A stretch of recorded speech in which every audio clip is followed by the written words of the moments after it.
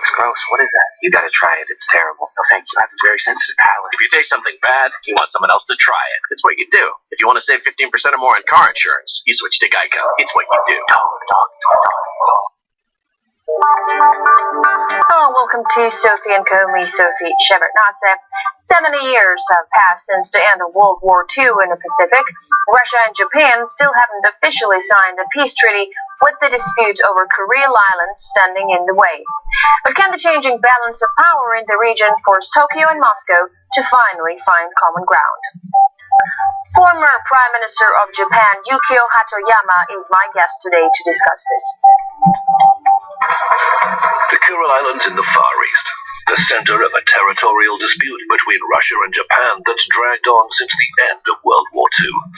But with the latest diplomatic moves from Tokyo and Moscow promising a breakthrough, could Japan's special relationship with Washington derail any painstakingly made progress?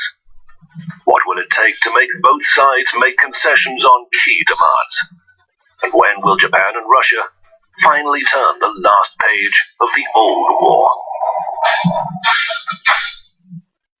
Former Prime Minister of Japan, Yukio Hatoyama, welcome to the show. It's great to have you with us. Господин Hatoyama, so 60 years ago, Moscow has offered to give 2 of the 4 Kuril Islands to Tokyo, Shikotan and Habomai. But Japan demanded all 4 islands, and its position hasn't changed since. Now, for Japanese politicians to give up the claims on all 4 islands, will there be political suicide?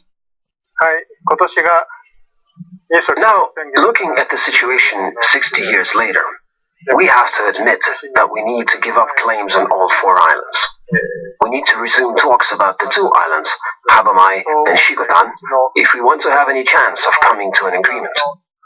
If the Japanese government keeps insisting on discussing all 4 islands, this will not result in any positive outcome whatsoever. So it would make sense to start with talking about Habomai and Shikotan and leave the other 2 islands up for further discussions. What is Japan ready to do to get those islands? I mean, you have to understand that something really serious have to be done so that Russia agrees to reassess the results of World War II in this case.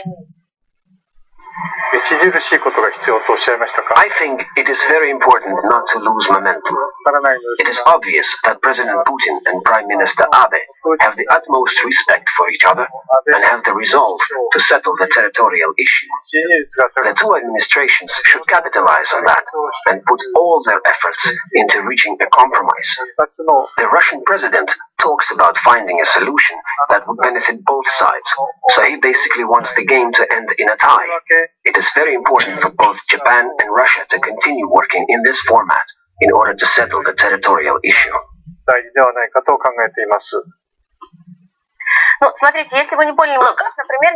going to give you an example. The Nikkei newspaper writes that Tokyo may, for instance, invest at modernization of Russian hospitals or postal services. Will those steps from the Japanese side be enough to secure the transfer of the islands? I don't think this will be the extent of it. I guess after Russia returns Habomai and Shikotan, we'll have to figure out how we can work together and get back the other 2 islands, Iturup and Kunashir. Both Russia and Japan should continue to put effort into solving the territorial dispute. We need to make sure that people from both countries feel comfortable living on the islands. The Yomiuri newspaper reports that Japan is ready to create a special economic zone under the Russian administration on Iturup and Kunashir. It'll be a visa-free common economic space. Is that the breakthrough that the Japanese Prime Minister is talking about? I cannot speak for Prime Minister Abe because I am not a member of his government at this point. But I would welcome this step, creating a common economic space on the islands as a way of settling the issue, which is what Yomiuri was talking about. But I do not know for sure what Prime Minister Abe brings to the negotiation table. No, I'm interested in your personal opinion. I understand that you do not represent the government at this point, but you're someone who is in the know about this. What do you think? Can the Prime Minister achieve a breakthrough in negotiations with this position? I think that the Prime Minister should strive to achieve such a breakthrough. But the Russian public would not support the idea of returning even some of the Kuril Islands, because the patriotic spirit is on the rise in Russia after bringing Crimea back. But I sense that despite this situation, President Putin still wants to settle the Kuril issue, and I think his decisions will be supported by the people. In my opinion, we need to create a situation that would allow us to move forward. We need to be walking towards each other. It is possible to reach a compromise on the Kunashir and Iturup issue. Common economic space and joint Russia-Japan governance come to mind as possible solutions. That is my personal opinion. I would really like to see this breakthrough. As one of the options, is it possible that Japan recognizes Russia's acquisition of Crimea in exchange to the transfer of Kuril Islands to Japan? Can Japan go against the G7's stance on Crimea for the sake of the return of the Kuril Islands? I doubt that the Abe administration would be brave enough to take this step at this point. If you ask me, I think that historically Crimea has been Russian territory. Under Khrushchev, it was given to Ukraine arbitrarily, and that's how the whole issue began.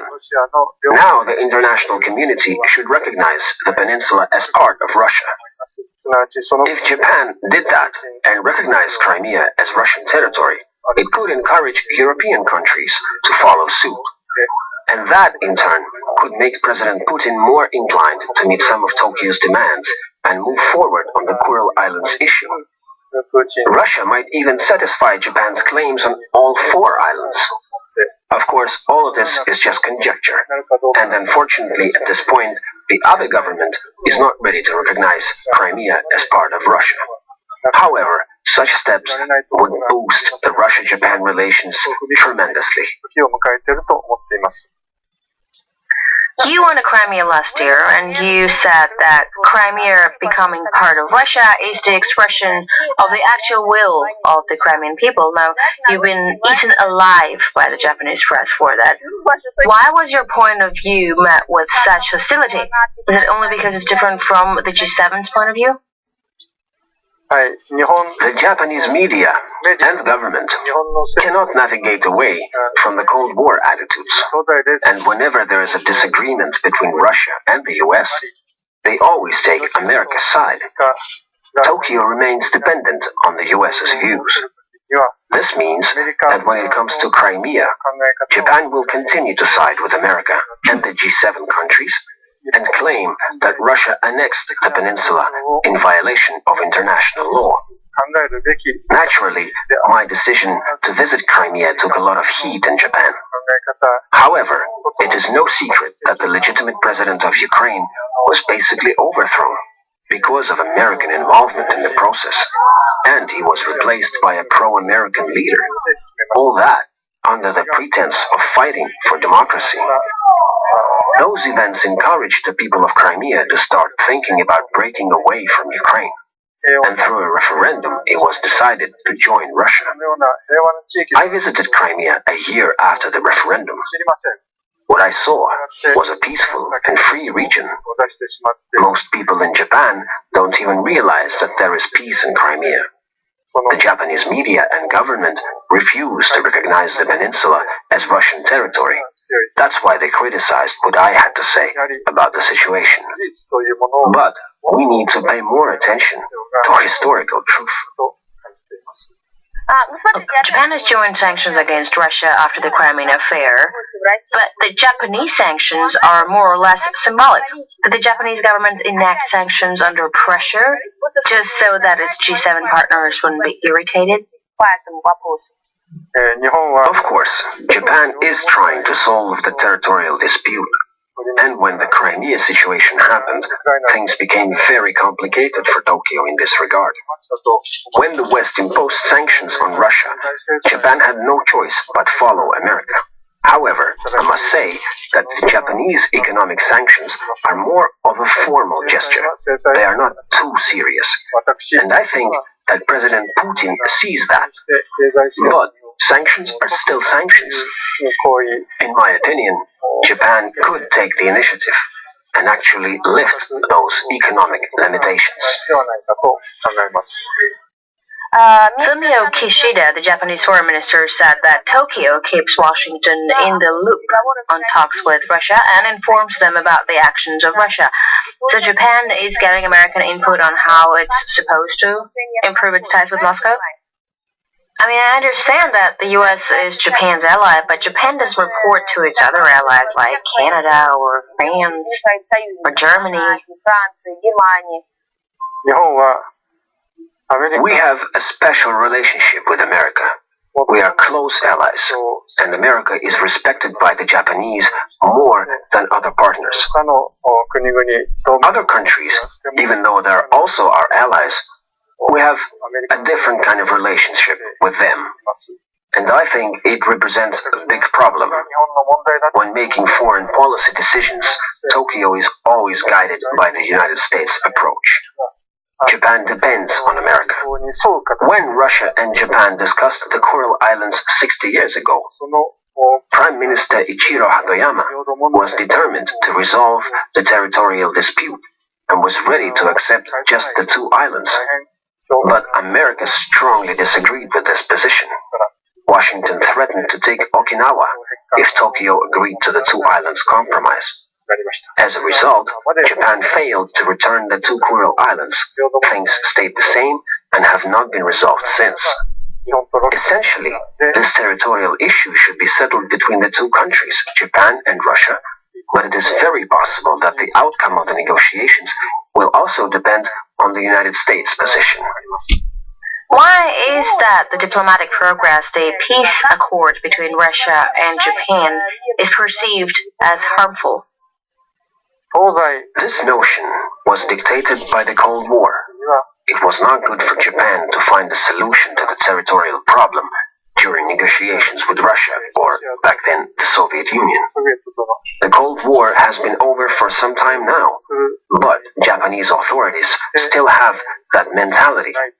The reality is that many politicians in the Japanese government still think in Cold War categories. This does not help the Russia-Japan relations, and it does not advance the territorial negotiations.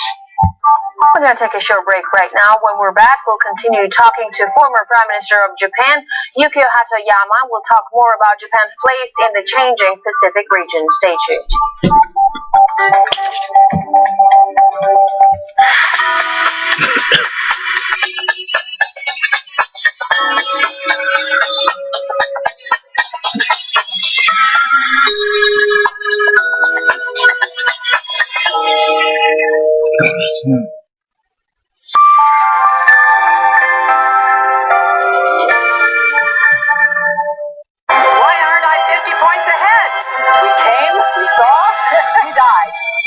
Every time I think about Trump, I get allergic. Nobody should be fooled. This is it.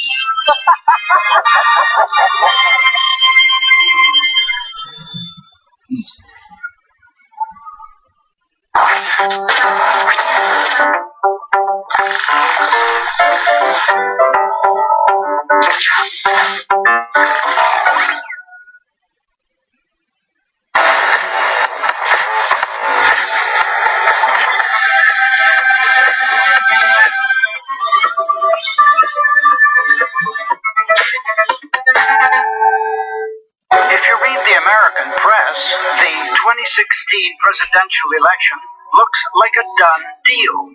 Hillary Clinton is riding high in the polls, mulling over the composition of her administration and shoring up her policies to jump into action on day one. Donald Trump, in the meantime, is about to commit political suicide. But if everything is that obvious, why worry? The polls are tightening, as well as the growing investigation around the Clintons and their foundation. Days before the presidential election, voters are faced with an unprecedented dilemma.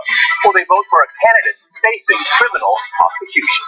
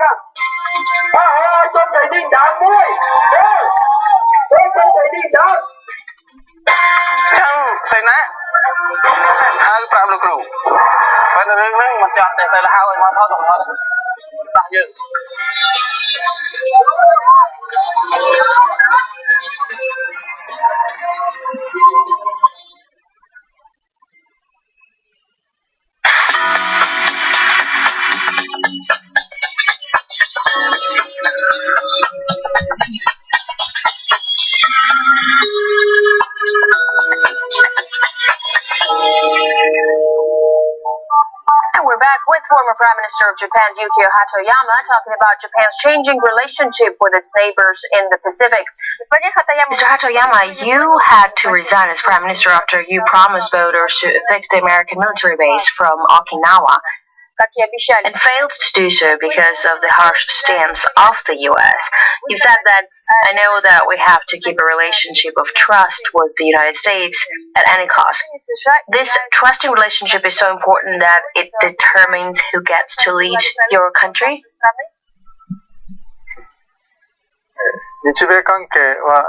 Of course, relations between Japan and America are very important. And the main reason for my resignation from office was the failure to do the will of the people, relocate the U.S. military base, Futenma, from the prefecture or ideally from the country altogether. But the base is still in Henoko, Okinawa. America was not willing to make any concessions, and high-standing officials in Japan, the foreign ministry, refused to support me on this mission against the U.S. military base, even though they all know what America's true intentions are. The government did not go against the U.S.'s demands. It just turned out that I was too weak to stand against the Japanese officials. The construction of new military facilities on Okinawa has been halted for some time because of the resistance of local authorities. Do you think they will manage to change the situation to their advantage? The Futenma relocation issue has not been resolved. The problem of the U.S. base in Henoko is now deadlocked because of serious protests from local residents. There might even be some legal action. The case might go to court. I think that it is very important to remove the Futenma base from the island, but the current government does not want to do it.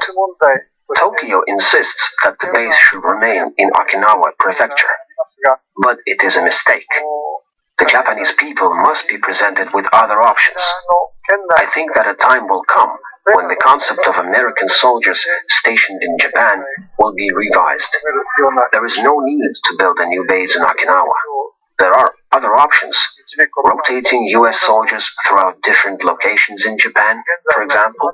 But as of now, there has been no solution, and it is obvious that stationing the U.S. military base in Henoko is a big mistake that will lead to a bloody tragedy in the country.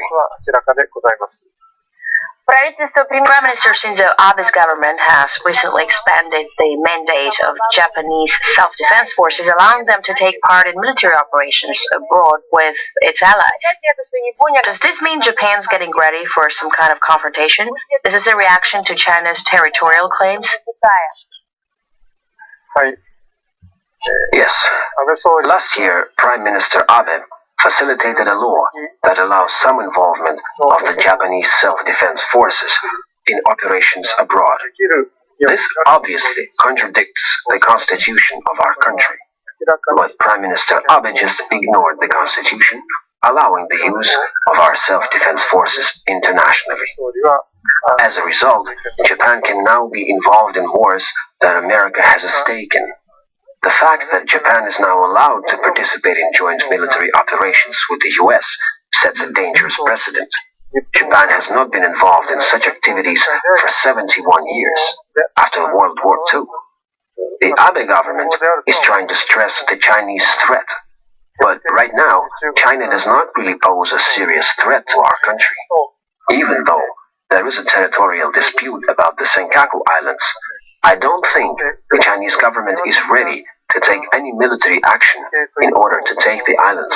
I strongly disagree with the Abe administration's attempts to draw our armed forces into international conflicts at a time when we need to focus on building peace.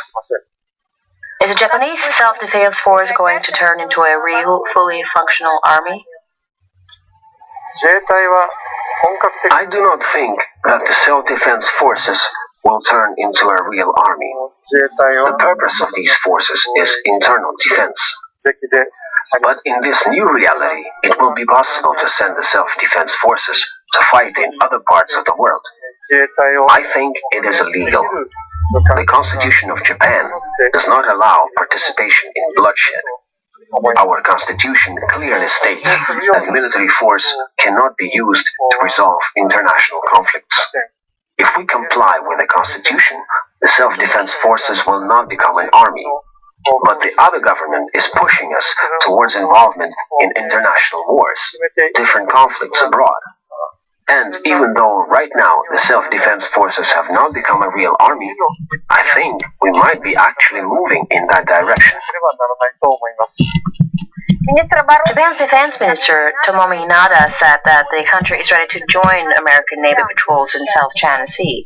The Chinese military officers have warned that Japan is playing with fire when it agrees to do that. Is Japan going to give up on those plans under Chinese pressure? China really is trying to send a message to Japan. Conducting the Japan-US exercises doesn't make any sense. They will provoke both China and North Korea, and nobody wants conflict. This enhanced military cooperation between America and Japan does not promote peace in the region. I don't think joint military exercises should be a basis for cooperation. Cooperation should be built on dialogue and diplomacy. Strengthening the military component does not benefit our country in any way.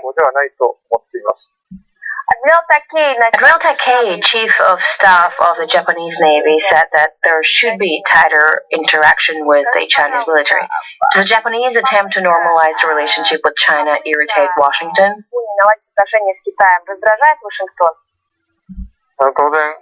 I think the advances in the military cooperation between China and Japan do irritate the Americans. But any cooperation with other countries contributes to peace and stability in the region. If we want peace and stability, then we should not view China as a threat, but rather work with Beijing, because military partnership would benefit both of our countries. The Trans-Pacific Partnership trade deal, which aims to unite the majority of the countries in the region into one giant economic bloc, is stalling during the presidential campaign in the US. Those candidates are skeptical about the deal. Do you think it has a chance? I think that the chances for the success of the TPP deal are very slim. As you said, President Obama was a strong supporter of the agreement, but both presidential candidates, Hillary Clinton and Donald Trump, opposed the Trans-Pacific Partnership. Trump claims that Clinton only says that she's against the deal in order to get votes, but will actually promote it if she becomes president. Clinton, of course, denies that, so it will not be easy to move forward with the TPP after the US election. And if Japan zealously ratifies it, in this situation it will become a laughingstock. Also, I do not think that the TPP deal benefits Japan in any way. Well, I wanted to say the TPP may seriously harm Japanese farmers who might not be able to compete when tariffs are down and a free trade zone established. Are those damages worth the potential advantages of the treaty? I see no benefits in this agreement. It will hit our farmers really hard. And right now, there is no estimate of how devastating it will be. Rice farmers will suffer the most, as rice is the most popular crop in Japan. Those who produce meat and dairy will also experience difficulties. And I think that Japan should get the best deal on rice production, since rice is basically a cultural symbol for us. And other countries need to be flexible in this respect. We need to protect our national interests. But the TPP will create problems not just for farmers. All of our people will feel the effect.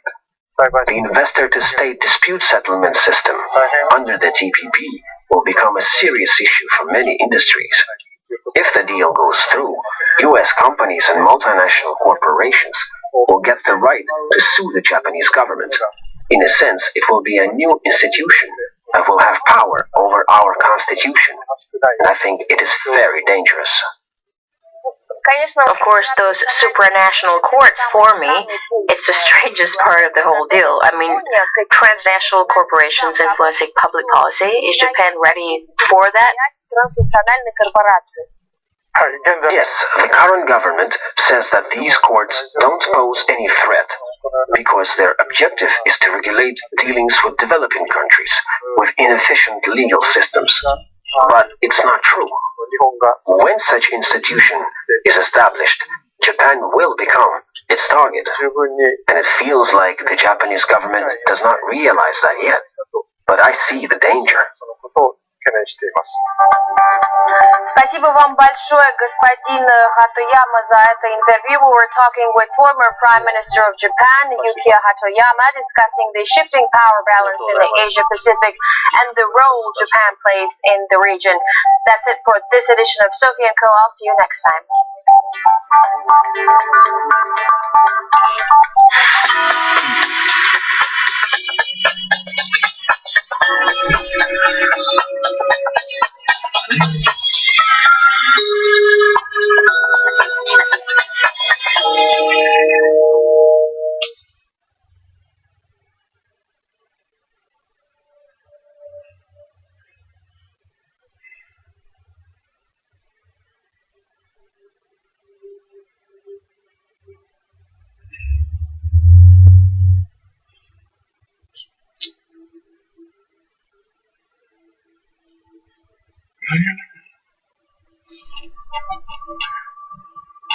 Understand.